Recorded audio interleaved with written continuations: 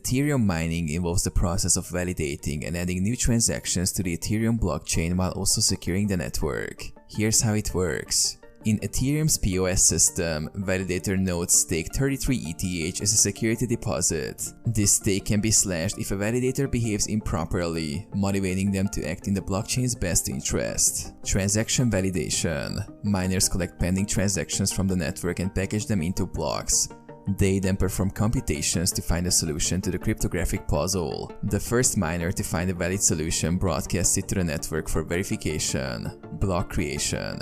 Once a valid solution is found, the miner creates a new block containing the validated transactions, along with the solution to the puzzle, and adds it to the blockchain. This process is known as mining a block. Reward. The miner who successfully mines a block is rewarded with a certain amount of newly minted Ether, as well as any transaction fees included in the block. Decentralization. Ethereum mining helps maintain the decentralization of the network by distributing the responsibility of validating transactions and adding blocks across a network of miners, preventing any single entity from controlling the blockchain.